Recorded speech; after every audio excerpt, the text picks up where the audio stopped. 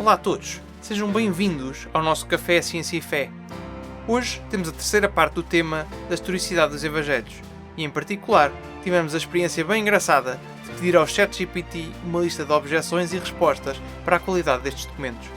A resposta até foi bastante boa, tendo em conta aquilo que lemos nos diversos historiadores, e achamos por bem partilhá-la convosco e comentar algumas coisas.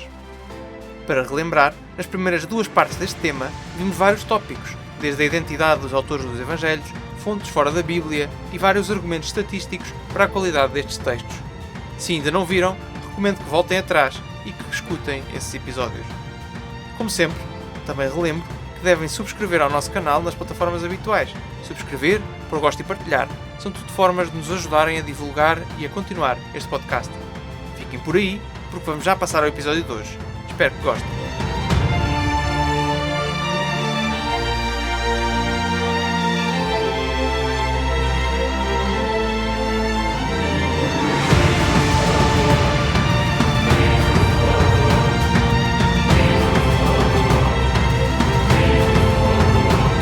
Pronto, mas não se fica por aqui. Portanto, estamos a falar das terras, mas há outros detalhes, desde detalhes da geografia, detalhes da fauna. Por exemplo, um episódio muito conhecido e que se comenta neste sentido é o episódio de Zaqueu, em que se diz que Zaqueu era um homem rico, mas era baixito, e Cristo ia a passar e ele teve que subir uma árvore. Mas no texto não se diz que ele subiu a uma árvore qualquer, né? Diz-se em específico que subiu a um sicómoro. E o sicómoro, se nós formos ver, é uma planta que não existe, nativamente, pelo menos não se dá, em muitos locais do mundo e na Europa, mas existe naquele local, na Terra Santa, onde se está a narrar este episódio. Portanto, é alguém que conhece, quem está a escrever conhece isto. E não se fica por aqui. Os tempos de viagem entre os sítios, detalhes das estações, portanto, práticas religiosas também, práticas religiosas, são tudo coisas, detalhes que quem viveu no sítio ou falou com alguém, falou diretamente com alguém que viveu no sítio, conhece muito bem, mas alguém que vem de fora é impossível acertar nestas coisas. E então chegamos aqui a uma questão fundamental, não é? Portanto, muitas vezes diz-se que os Evangelhos não são fiáveis porque foram escritos vários anos depois dos acontecimentos. Mas quando nós estamos, e todos nós temos essa experiência, não é? Nós temos muito mais facilidade em fixar uma história, não é? Algo que aconteceu e que tem uma narrativa, do que detalhes pequeninos, como nomes, não é? Visto há pouco, eu disse a historiadora que publicou a obra na Alemanha, não é? A historiadora israelita, mas não me lembrava do nome dela, porque certo, me passou. Portanto, nós esquecemos-nos facilmente. Dela, claro. Lembrei-me da narrativa, portanto, ela tem uma obra com estas características, mas esqueci-me do nome. Claro. Nós facilmente esquecemos os nomes e detalhes pequenos, mas as coisas importantes temos tendência a recordar. Portanto, se os Evangelhos, que foram escritos vários anos depois, acertam de forma extraordinária nestes detalhezinhos, nomes de coisas, fauna, flora, coisas que nós pensamos são irrelevantes para a história, não é? Se eles acertam nisto, quanto mais não deverão estar certos naquilo que é o fundamental daquilo que eles estão a narrar. Não é? Claro. E isto é um ponto fulcral. Sim, é um ponto fulcral. Para juntar aqui um bocadinho mais de lenha à fogueira, o Evangelho de Mateus está repleto de terminologia cambista e monetária, e o São Mateus é especialmente rico em expressões ligadas com dinheiro, não é? Provavelmente porque era a profissão dele, não é? Esse é super interessante. Gonçalo, eu acho que foste tu que me convenceste a comprar o livro do Brent Petre, e voltamos a fazer publicidade ao livro The Case for Jesus. Brent Petre é um historiador norte-americano do Novo Testamento. Ele é extraordinário. Eu não sei se este já está traduzido em português, porque há vários livros dele que já estão, que têm sido editados em português, e este em particular eu não sei ainda. Mas 2016, chama-se The Case for Jesus. E ele explica muito bem um tema que tu estavas a comentar aqui há uns dias, que é quais são os marcadores de uma biografia antiga. Ou seja, como é que antigamente, na Antiguidade Clássica, se escreviam biografias. E quando nós olhamos para a estrutura de uma biografia na Antiguidade e para a estrutura dos textos do Novo Testamento, hoje em dia, aos académicos contemporâneos, salta à vista que são biografias. Eu tenho aqui uma frase de um estudioso, do Graham Stanton, que diz: "There is little doubt that early Christian readers of the Gospels did read them as biographies." Há poucas dúvidas de que os leitores cristãos dos primórdios que liam os Evangelhos liam-nos como biografias. Tu queres só brevemente falar-nos quais são os marcadores, as características de uma biografia antiga, para vermos como isto bate certo com os textos do Novo Testamento? Certo, mas primeiro só dizer que isto é um detalhe importante. Porquê? Porque identificarmos a que categoria que um texto pertence é essencial para o podermos interpretar, não é? Por exemplo, já que estamos a falar de textos bíblicos, se nós formos ler os Salmos, não é? Que são poesias, nós não podemos usar os mesmos critérios de interpretação para um salmo que utilizamos noutros livros, como os livros dos reis ou nos Evangelhos, não é? Ou as cartas de Paulo. Portanto, identificar o tipo de texto é essencial para determinar como é que eu devo interpretar o texto. Eu não vou ler Fernando Pessoa, não é? Da mesma maneira que leio um historiador, não é? Então, não o posso fazer. Aqui, nós podemos identificar o género de um texto tipicamente pelas suas características. E as biografias antigas tinham uma série de características que são comuns, praticamente todas elas. A começar pela estrutura. Uma biografia antiga, tipicamente, o que é que fazia? Focava-se em 3 pontos, 3 partes essenciais da vida da pessoa que está a querer descrever, não é? Como é que a pessoa nasceu? Não é? E esta parte é aquela que às vezes é omitida. Narra o nascimento. Depois, a vida pública, aquilo que se chama a vida pública da pessoa. Sim, que é o cerne. Quando é que ela se tornou notável, que obras é que fez durante a sua vida, e invariavelmente a parte da morte, como é que a pessoa morreu. Portanto, estas 3 partes, mas em especial a vida pública e a morte, são marcos. São marcos de que estamos a lidar com uma biografia e não com outro tipo de texto. E se nós olharmos para os Evangelhos, é precisamente isto que acontece, não é? Por exemplo, no Evangelho de São Lucas, nós temos estas três componentes. Temos a narração do nascimento, como é que surge a pessoa de Cristo, não é? Como é que ele veio ao mundo. Temos a narração da vida pública e depois temos a narração daquilo que nós chamamos a paixão, portanto, como é que ele morreu, não é? Marcos, por exemplo, vai mais direto à vida pública, não é? Mas narra depois também a paixão. O que é normal numa biografia antiga, certo? É normal. Sim, o que é bastante comum. É comum. Portanto, tipicamente incluem estas 3 partes, mas o nascimento é mais opcional.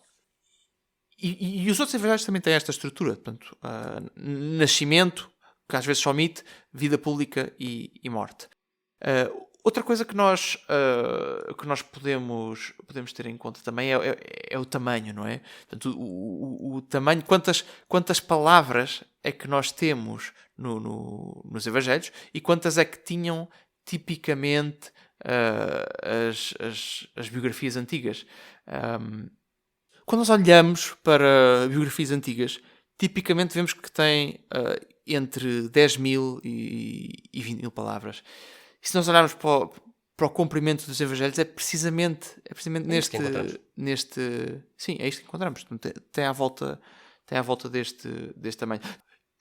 Tem uma característica também interessante que nós vemos nos Evangelhos, que é, quando narra a parte da vida pública, pode não estar necessariamente organizada por ordem cronológica.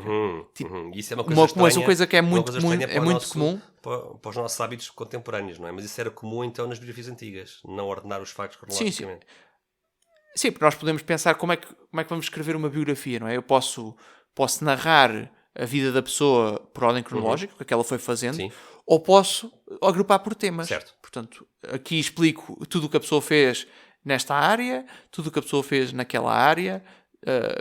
Por exemplo, se eu fizer uma biografia do Einstein, eu posso fazer uma parte sobre a vida pessoal dele, não é? Depois passo da vida pessoal dele e faço uma parte sobre quando ele estudou, não é? Depois posso fazer uma parte sobre o trabalho dele em relatividade, uma parte sobre o trabalho dele em termodinâmica. Posso agrupar, não é? Em vez de fazer tudo por ordem. Enquanto, se calhar, é claro que ele teve vida pessoal ao longo do seu trabalho, do seu trabalho em relatividade. Quer dizer, pelo menos durante a maior parte do tempo, não é? Às vezes nós há alturas em que não temos muita vida pessoal quando estamos a estudar, mas percebe-se a ideia, não é? Em princípio teria. Mas nas biografias antigas, tipicamente, as coisas eram organizadas, podiam também fazer estas opções. Podiam não organizar cronologicamente e agrupar por tema.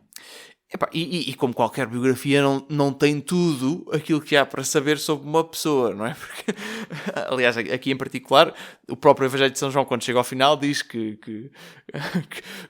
muitas coisas tiveram que ser deixadas de fora e se fossem todas incluídas não haveria espaço para todos os livros que se teriam que escrever. Mas é claro que um autor que escreve uma biografia de alguém tem sempre de deixar coisas de fora, não é? Porque não segue todos os detalhes da vida da pessoa, não é? Até nós formos contar o nosso dia a alguém, quer dizer, aí pode haver alguma variabilidade, não é? Mas há muitas coisas no dia que nós fazemos que não contamos, não é? Não faz sentido, não são relevantes. Então fechávamos aqui um parênteses com a forma como começamos este episódio, fechávamos aqui este tema de que textos são estes, porque tu disseste bem, temos que perceber que textos são estes. E enquanto no século XIX a opinião académica era: estes textos são lendas, tradições orais muito deturpadas, textos com propósitos litúrgicos e, portanto, escritos para um certo fim muito depois dos acontecimentos, lições, ou seja, estão muito longe dos factos históricos, era o que se pensava no século XIX. E agora temos aqui uma espécie de uma mudança completa de paradigma da forma como se vê estes textos, não é? E hoje em dia os historiadores do Novo Testamento olham para eles como na categoria de biografias antigas. É isso, Gonçalo? Basicamente é isso. E isto reparem bem a diferença enorme. Sim, porque vai a partir do momento em que temos todos estes detalhes e estes, principalmente, existem uma série de marcas de autenticidade, mas principalmente estes estatísticos dos nomes locais, dos tempos de viagem, não são que mostram. Isso não é possível inventar isso. Isso não se inventa. Exato. E isto não se inventa. É como eu estar a narrar, eu estar a escrever uma história sobre um sítio que nunca fui e dizer que demoro meia hora a pé entre dois locais, Exatamente. Não é? Eu só sei que demoro meia hora a pé se eu vivi lá há algum tempo e sei que demoro meia hora a pé. Sim, e no Novo Testamento nós temos expressões como subiram para Jerusalém, não é? É preciso perceber que o caminho é subir, não é? Por exemplo, não é? E outros exemplos ainda mais obscuros. Jerusalém até era conhecido como um local alto. Exato, e toda esta evidência acabou por fazer com que a maioria dos historiadores, mesmo céticos, não é? Tenha passado de uma visão em que estes textos eram lendas para, isto são textos históricos, biografias fidedignas, não sabemos o que é que vamos fazer com os milagres, certo. não é? Porque mesmo pronto, não os conseguimos explicar. Exatamente. Não os conseguimos explicar, mas eles estão lá como aliás, estão noutros textos da Antiguidade, porque se nós formos excluir textos da Antiguidade porque incluir narração de milagres, não sabemos nada sobre a Antiguidade porque perdemos a história toda, não é? Não sabemos o que fazer com os milagres, mas o texto, em termos dos detalhes que dá, nota-se que foi escrito por alguém que esteve no local e que sabe aquilo que está a falar. E isso é uma diferença enorme para aquilo que se tinha, a visão que se tinha. É uma forma completamente diferente do século XIX. De olhar para o Novo Testamento, não tem nada a ver, é noite e dia. A última objeção que nós queríamos trazer aqui à baila, e atenção que nós não nos esquecemos da nossa promessa, nós vamos ainda muito brevemente depois tocar nas respostas que o nosso algoritmo, o ChatGPT nos deu, as dicas que ele nos deu, valiosas, curiosamente, de como responder às objeções. Mas há aqui uma última que nós podemos tratar brevemente, não nos vai tomar muito tempo, e que é a seguinte: os evangelhos foram escritos muito depois dos acontecimentos, Gonçalo. São tardios, passou muito tempo. O que é que nós podemos hoje em dia saber acerca do processo de formação destes evangelhos? Eu acho que é o Brent Peter, mais uma vez, que aponta aqui 3 etapas na formação destes evangelhos, 3 momentos. E pode ser complicado chegar aos anos em que isto aconteceu, não é? Mas podemos aqui distinguir aqui 3 etapas de forma muito clara, não é?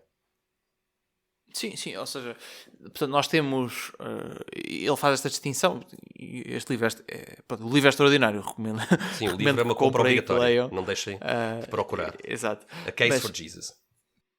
Sim, mas basicamente temos uma fase inicial, não é? Em que os discípulos estiveram com Cristo e viveram com ele, não é? Viajaram com ele. Viveram com ele durante 3 anos, não é? Mais Sim. ou menos. E durante essa altura tomaram, pelo menos, provavelmente Mateus tomou notas, não é? Porque sabia escrever, e era o que os alunos faziam, e é o que os alunos fazem hoje em dia, não é? Tomaram notas, mas e os que não sabem ler nem escrever memorizam. Portanto, têm muito contacto com o Rabi, o professor, não é? Rabi no contexto judaico, não é? E ouvem várias vezes a mesma coisa de maneira a memorizar, para não se esquecerem. Portanto, isto é uma mensagem importante que temos que guardar na nossa cabeça. E uma cultura que tem uma tradição oral muito forte é muito boa a memorizar este tipo de coisa. E faz parte da tradição da época que a relação mestre-discípulo incluía sempre, ou quase sempre, este processo de anamnese, de manter e preservar na memória aquilo que o mestre tinha ensinado. Isso é super importante não perder de vista, para consolidar os conceitos na memória dos alunos. Essa é a etapa 1, não é? Depois Jesus morre. Depois morre, é crucificado, não é? Portanto, perde-se o mestre. Ele já não tem o mestre ao lado para lhes ensinar mais coisas, mas vão então começar a pregar a mensagem de Cristo e pregam-na de forma pública e corrigem-se uns aos outros. Portanto, este cuidado que existiu durante a vida e ensinamentos em que se tenta decorar as coisas, agora continua-se a ter, porque é importante que a mensagem seja transmitida como foi ensinada. Portanto, e eles têm este contacto uns com os outros e validam e veem que aquilo que continuam a pregar é aquilo que foi ensinado no início. E depois chegamos a uma terceira fase, que é a escrita dos evangelhos. Portanto, era necessário, portanto, isto é muito importante que a tradição oral seja forte e que a mensagem não seja deturpada, mas ideal é deixar a coisa escrita, não é? E portanto aí escreveram-se os evangelhos com base nesta tradição oral ainda durante a vida destas pessoas. Não é? Portanto, não é um exemplo de telefone estragado em que uma pessoa contou a outra, certo. E só contou uma vez, portanto não houve ali a oportunidade sequer para validar se esse detalhe é mesmo assim. Não. Houve tempo para isso, não é? E foi a mesma pessoa, foram as mesmas pessoas que viveram os acontecimentos, ou então que falaram diretamente com pessoas que viveram os acontecimentos, que escreveram os evangelhos, e isso dá-lhes uma fiabilidade completamente diferente. Aqui acabando, portanto, outro ponto, penso que é o último que vamos falar aqui neste tópico, que é a datação tem a ver com a datação dos evangelhos. E um argumento que foi utilizado durante bastante tempo foi de que os evangelhos teriam que ser pelo menos do ano 70. O que é que acontece? Porque é que o ano 70 da nossa era é um ano especial? É que nesse ano houve uma revolta em Jerusalém e os romanos arrasaram a cidade, destruíram o templo, não é? E uma das coisas que acontece, e isto o ano 70, portanto, Cristo morre ali por volta do ano 30, mais coisa, menos coisa, portanto, estamos a falar de cerca de 40 anos depois 40 anos depois da morte de Cristo. O templo é arrasado, só para ficar claro, o templo é completamente arrasado, certo? O templo de Jerusalém. Sim, sobrou aquela parede, só o muro das lamentações. O muro das lamentações. O resto foi completamente destruído pelos romanos. E era uma obra colossal, que isto foi o templo construído pelo rei Herodes, era uma obra absolutamente colossal. O trabalho de demolição também foi colossal. Exato. Pronto, mas durante a sua pregação, e isto está documentado nos Evangelhos, Cristo prevê a destruição do Templo de Jerusalém. Prevê, mas quer dizer, mas tu estás a dizer é que os historiadores durante muito tempo acharam que não era uma previsão, acharam que se Jesus fala da destruição, isso quer dizer que os textos são posteriores à destruição. É isso, não é? Basicamente é isso. Ou seja, o argumento é que Cristo não pode ter feito a previsão de que o templo ia ser destruído. E como não o pode ter feito, o facto disto vir mencionado nos Evangelhos tem que ser uma adição posterior por parte dos discípulos ou de quem escreveu os Evangelhos para dar mais credibilidade ao texto. Sim, não é? E portanto isso... Agora, esta teoria tem problemas e nesse sentido o que o Brand Peter é absolutamente extraordinário, porque o que é que ele diz? O que ele diz é, vamos de facto pegar no texto e ver o que é que ele diz. E quão improvável era a destruição do templo. Antes de ir às objeções, eu gostava só de partilhar com quem nos ouve o trecho que nós estamos a falar. Vamos começar aqui com Mateus. Mateus capítulo 23. Qual é o contexto? Jesus está no templo. Há um longo discurso de Jesus contra os fariseus e hipócritas. É um discurso longuíssimo que se encontra em todos os sinóticos, Mateus, Marcos e Lucas. Vamos ao capítulo 23 e no final de dizer uma série de palavras duras contra os doutores da lei, contra os fariseus, Jesus lamenta a cidade de Jerusalém e diz o seguinte: Jesus: Jerusalém, Jerusalém, que matas os profetas e apedrejas os que te são enviados. Quantas vezes eu quis reunir os teus filhos como a galinha reúne os seus pintainhos sob as asas, mas tu não quiseste. Pois bem, a vossa casa ficará deserta. A casa de quem? Dos doutores da lei? Dos fariseus, que é o templo. A vossa casa ficará deserta. E eu vos digo que não voltareis a ver-me até que digais bendito o que vem em nome do Senhor. Portanto, a profecia de que a casa de Deus, o templo, ficará deserto. Que depois abre aqui as hostilidades, não é, Gonçalo, para olharmos com atenção para como é que Jesus profetiza o fim do templo. E aí o Brand Peter dá-nos aqui uma série de dicas de como é que nós devemos interpretar estas passagens. Exato. Então, mas vamos de facto pensar nisto, não é? Porque um dos argumentos para se dizer que Cristo não podia ter previsto é porque a destruição do templo era uma coisa muito improvável ou vista como impossível. Mas, de facto, não era assim tão estranho, porque se pensarmos bem, há algum tempo antes, no reinado de Nabucodonosor, o templo também tinha sido destruído, porque este templo que existia em Jerusalém no tempo de Cristo já não era o templo original. Portanto, se ele tinha sido destruído uma vez, não era assim tão improvável, mesmo, e aqui estamos a falar de uma perspectiva agnóstica, não é? Não admitindo que não existe nada de especial em relação a Cristo, que não é a nossa opinião, não é? Mas mesmo admitindo isso, não era assim tão estranho que alguém previsse a destruição do templo. E o próprio Bart Ehrman, eu vi isto num vídeo recentemente dele, alguém perguntou isto, e o próprio Bart Ehrman disse, e está gravado, e ele é cético, e não é cristão, ele disse: eu não tenho problemas nenhuns em dizer que Jesus pode ter feito uma predição do fim do templo, não tem problema absolutamente nenhum. Ou seja, ele, como agnóstico, aceita isso como algo que se lê do texto. Não é obrigatório assumirmos que a destruição já aconteceu. Exato.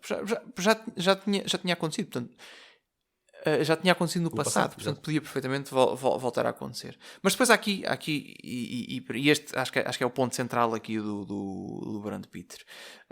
Que é, vamos de facto pegar no texto. Não é?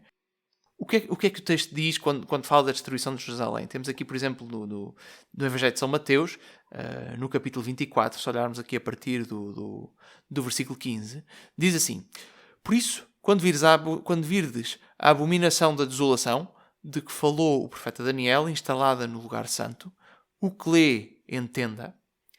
Então, os que se encontrarem na Judeia, fujam para os montes. Aquele que estiver no terraço, não deixa para tirar as coisas de sua casa. O que se encontrar no campo, não volta atrás para buscar a capa. Ai das que estiverem grávidas e das que andarem amamentando nesses dias. Rezai, este versículo é fundamental, rezai para que a vossa fuga não se verifique no inverno ou em dia de sábado. Não se verifique no inverno. Repara, isto não. Se isto foi algo que foi adicionado posteriormente, não é? Por que raio Porque o inferno? onde pôr na boca de Cristo rezai para que não aconteça no inverno? Se já aconteceu, quem escreve já sabe quando é que foi, não é? Quando é que foi? Porque Já agora Cristo foi tem o que dizer- cerco. O cerco começa em abril e a cidade capitula em finais de agosto e o templo é destruído nos primeiros dias de setembro. Mais coisa, menos coisa. Mas isto é no verão. Senhor, Sim, isto é no mas a verão. questão é, não faz sentido. Não faz nenhum Não faz sentido. sentido a posteriori, estar a dizer às pessoas para rezarem para que não aconteça no inverno. Certo, se já aconteceu. para Quando é uma quê? coisa que já aconteceu, não é? Não faria sentido. E isto que vemos aqui, vemos também noutros evangelhos, aqui no de São Marcos, por exemplo, capítulo 13, não vou ler agora a citação toda, mas no versículo 18 diz: orai para que isto não suceda no Sim, inverno. portanto, também está em E Marcos. no também está em evangelho, Marcos. Sim. E no Evangelho de São Lucas, capítulo 21, versículos 20 e 21, isto aqui em particular no 21, e os que estiverem no campo não voltem para a cidade. Pronto, já tínhamos visto no Mateus também. Ou seja, temos aqui a previsão de que o templo vai ser destruído e claramente orai para que não suceda no inverno. Portanto, isto não fazia sentido estar lá se estivesse a escrever a posteriori e a inventar, não é? E qual é o argumento do Peter? Este tipo de coisa, o que indica é precisamente o contrário, não é? O facto de ele estar a prever a destruição do templo e ele dizer, rezai para que não se verifique no inverno, significa que, em princípio, Quando isto foi escrito, este evangelho não terá sido escrito depois da destruição do templo. Isto é uma evidência. É algo que sim. empurra para mais cedo Para antes do ano 70. a possível data, ou pelo menos é um argumento sim. a favor de que a escrita dos evangelhos, em particular estes três, não é? Mateus, Marcos e Lucas, tenha sido antes do ano 70, foi o ano da destruição do templo, e portanto nos primeiros 40 anos depois da morte de Cristo. Não é, portanto, o assunto não está fechado, portanto, isto é um argumento que aponta nesse sentido, mas é um argumento interessantíssimo. Eu vou aproveitar essa tua deixa para o seguinte, para quem nos está a ouvir ter noção do estado atual da discussão. Número 1, é verdade que a maior parte dos historiadores, e já tem sido assim há décadas esta parte, coloca Marcos como o mais antigo após o ano 70 pelas razões que referimos, porque supostamente Marcos teria que já saber da destruição de Jerusalém. Mateus e Lucas na década seguinte, João 1 ou 2 décadas depois. Isto é a típica datação tardia dos Evangelhos, as cartas de São Paulo anteriores a isto tudo. Mas é para explicar que a historiografia do Novo Testamento não está fossilizada nessa visão tardia de datar os Evangelhos a partir do ano 70, que há bons argumentos para colocar os Evangelhos antes do ano 70. E por isso aqui a recomendação, para quem gosta deste tema, não deixem de acompanhar o debate académico, porque estas ideias feitas no mundo académico nunca estão ideias feitas, estão sempre em debate e todos os dias se descobrem argumentos novos e evidências novas. Bom, e com isto penso que... Estamos a chegar ao fim, vamos fazer o prometido. Estamos a chegar ao fim deste Vamos episódio, aqui não é? ver o que é que o ChatGPT... Bem, isto foi engraçado porque o Gonçalo na semana passada foi ao site do ChatGPT, já agora para quem nos está a ouvir não sabe o que é o algoritmo de inteligência artificial da moda, é um gerador de texto, no fundo que é um algoritmo treinado com uma quantidade avassaladora de informação pública, de textos públicos, e nós podemos fazer-lhe perguntas e ele responde-nos. E as respostas, por vezes, são tontas, mas muitas vezes são muito boas. Muitas vezes são muito boas as respostas. Exato. Aqui eu fiz isto um bocadinho por brincadeira. Fizeste brincadeira, mas no final fazer uma experiência, não foi brincadeira nenhuma. Sim, estava a fazer umas experiências a ver o que é que ele é capaz de fazer. E estava na altura a preparar este episódio e pensei, deixa-me cá ver o que é que ele diz. Então pedi-lhe, dá-me uma lista de objeções à fiabilidade histórica dos Evangelhos e respectivas respostas. E não é que ele... E ele fez. E ele fez, e deu-me 5, e eu depois disse, consegues-me dar mais? E ele deu-me mais umas quantas. Deu-te mais 4. Deu-te 16 a 9. Exato. E muitas delas nós já aqui falámos, portanto, são de facto objeções comuns, e as respostas foram também boas. Portanto, incrível. Sabemos que são boas porque estão nos textos destes historiadores que nós conhecemos. Não é? Portanto, não estou a dizer que tudo aquilo que se mete no ChatGPT claro. e que sai é bom. Até porque eu já o apanhei com erros, em particular em coisas de física. Mas neste caso em particular, as respostas foram ótimas. Portanto, quando eu pedi isto, a primeira objeção que ele me deu foi: os evangelhos foram escritos muito tempo depois dos eventos que descrevem. E depois ele disse, contra-argumento, enquanto os evangelhos foram escritos várias décadas depois da vida de Jesus, eles têm o alinhamento temporal. Têm a estrutura típica de biografias antigas. Isto é o argumento do Richard Dawkins agora mesmo. É perfeito. Sim, é aquilo que falámos agora mesmo. Além disso, a comunidade cristã primitiva tinha uma tradição oral que foi passada que foi passada de boca em boca, de pessoa em pessoa, para preservar as memórias. De boca em boca, para preservar as memórias e os ensinamentos e as ações que Cristo fez durante a sua vida. Portanto, isto foi aquilo que nós falámos agora mesmo.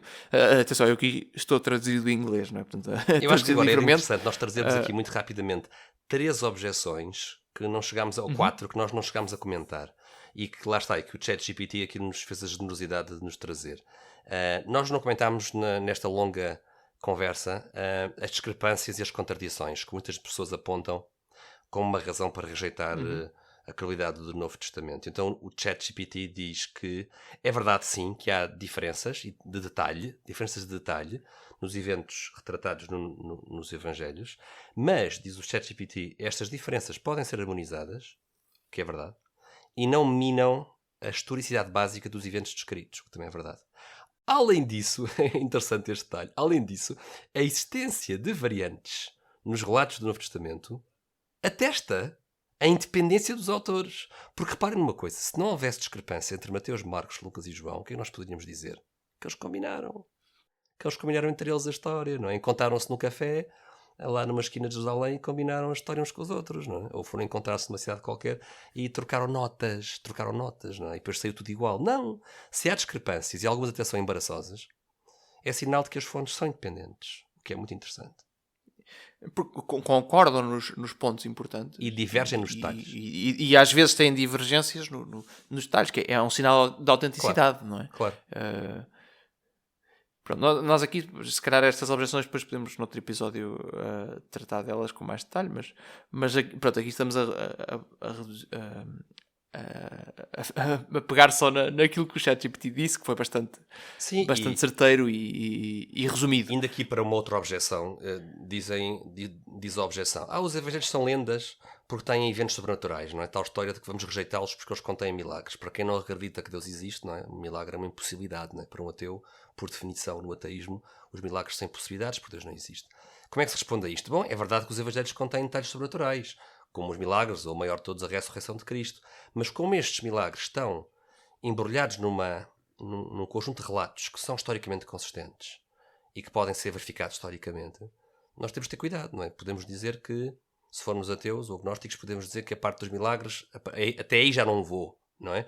Mas esses milagres estão realmente num contexto histórico muito sólido, o que é uma surpresa para a opinião pública. E verificado independentemente. Estou a pegar aqui no texto que o ChatGPT disse. Ele disse, além disso, os evangelhos foram escritos como testemunho de eventos reais que os autores acreditam ser verdade.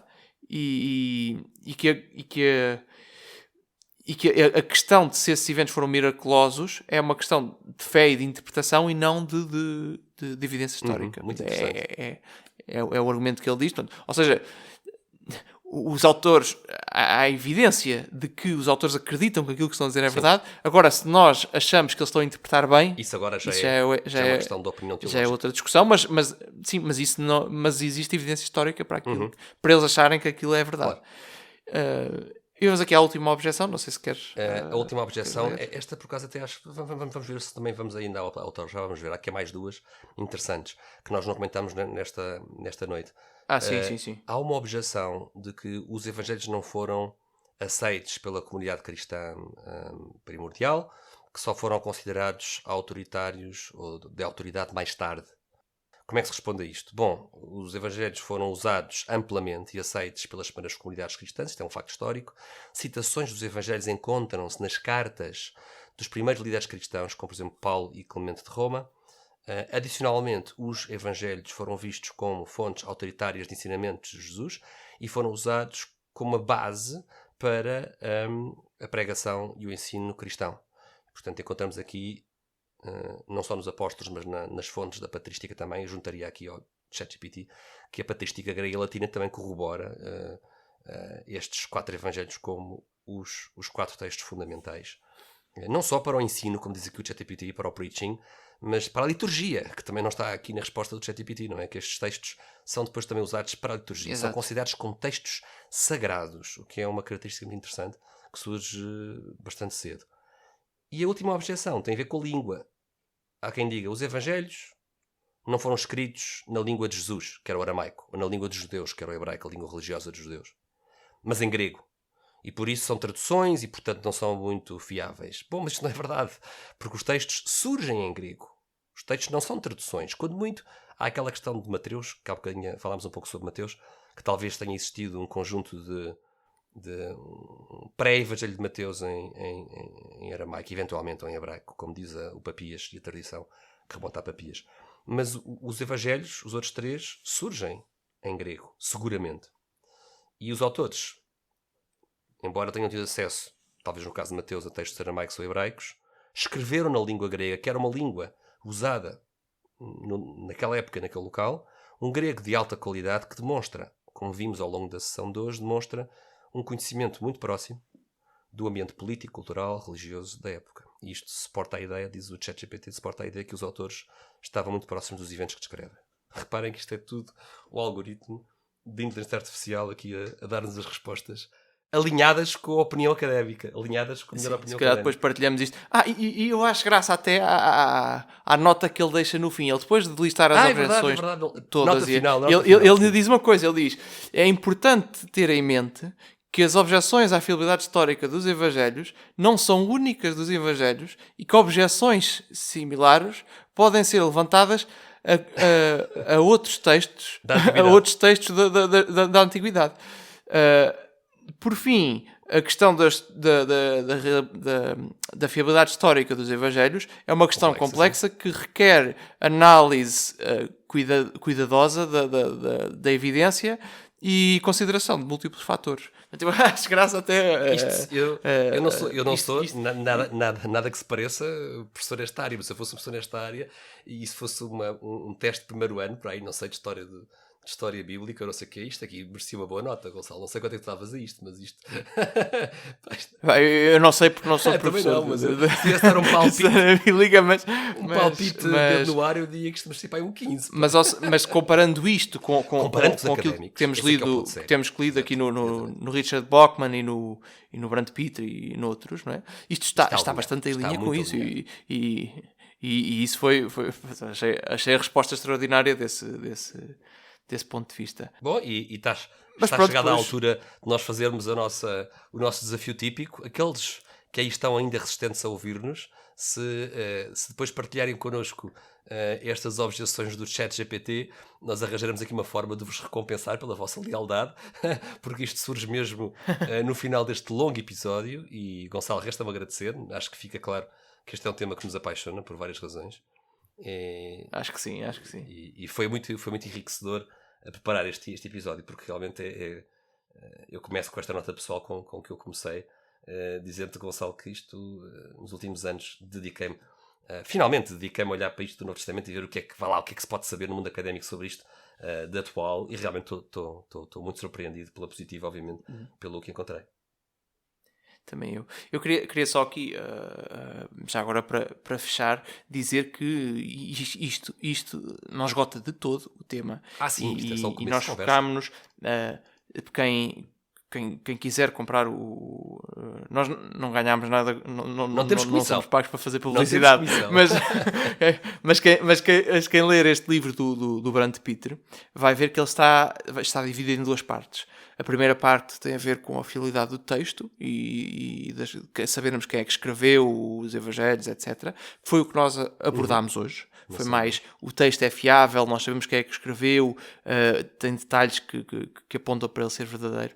E depois, na segunda parte do texto, o Brant Pitre vai ver porque é que, de facto, do texto se pode concluir que Jesus Cristo afirmou que era Deus.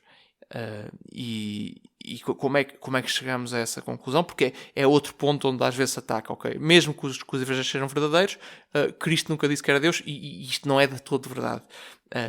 Isto vai ser tema para se calhar tão longa como esta. Para outra conversa. Portanto, aqui focámos mais na primeira parte, mas ficou a saber que se virem o livro vão ter esta estrutura e que é bastante interessante e se esperarem por um próximo episódio, não é? Poderão também ouvir-nos comentar isso.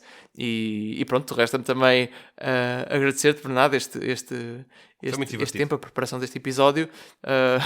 Foi divertido e aprendemos as duas coisas novas ao fazer isto. E temos aqui, podemos dizer que temos aqui um montão de notas de como continuar o tema do Novo Testamento, porque é um tema inesgotável. Exato, e já agora, quem quiser deixar-nos dúvidas, não hesitem em enviar-nos mensagem, porque a ideia aqui é provavelmente ficaram pontas soltas, coisas que podem não se ter entendido bem.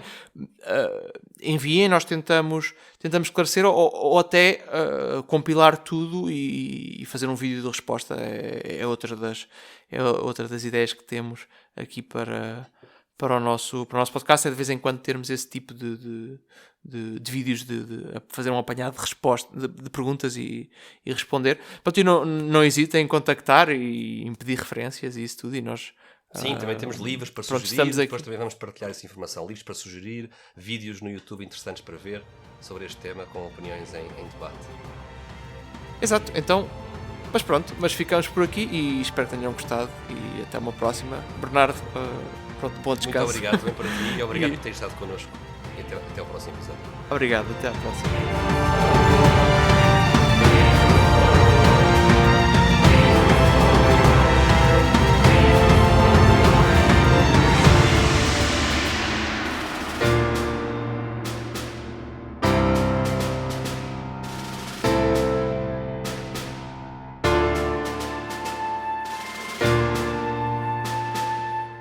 Foi o final de mais um episódio.